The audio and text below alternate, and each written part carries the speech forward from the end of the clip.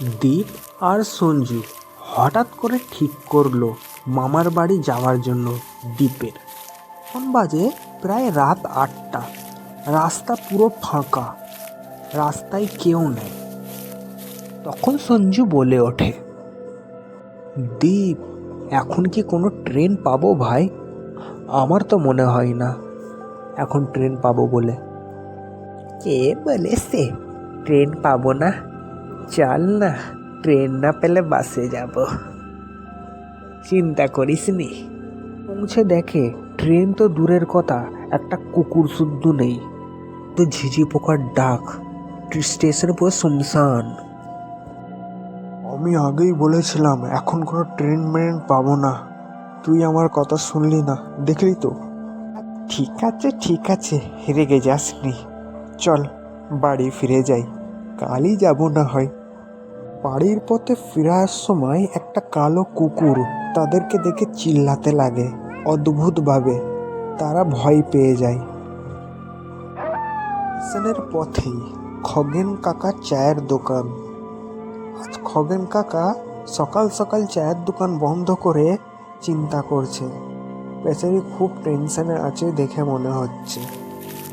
দীপ আর সঞ্জু দুজনেই হেঁটে হেঁটে আসলো স্টেশন থেকে। ট্রেন পায়নি বলে তারা ফিরে যাচ্ছিল বাড়ির দিকে। দিয়ে দেখলো কি গো কাকা, মন মরা হয়ে বসে আছো কেন? কি ব্যাপার? না না, মন মরা হবে কেন? তবে বলো কোথায়? কিছুক্ষণের মধ্যেই সনাতন কাকা তার গরুর গাড়ি নিয়ে আসলো ওই পথে। সনাতন কাকা এই গ্রামেরই সব থেকে পুরনো গরুর গাড়িওয়ালা।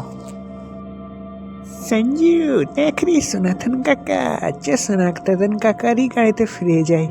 হ্যাঁ বাবা, তুই সনাতন কাকার গাড়িতে তোরা চলে যা বাবা, এত রাত করাটা ঠিক নয়। তারপর সঞ্জু আর দীপ সনাতন কাকার গাড়িতে বসে পড়ল। রওয়ানা দিল বাড়ির পথে। ঢুক ঢুক করে যাচ্ছে গরুর গাড়িটা। হঠাৎ করে সনাতন কাকা দীপ আর সঞ্জুকে জঙ্গলের মাঝখানে নামিয়ে দিয়ে চলে যায়। তারা কিছুই বুঝতে পারছিল না কি হচ্ছে। হঠাৎ করে তারা সামনে দেখে একটা ভয়ঙ্কর পেশাচ।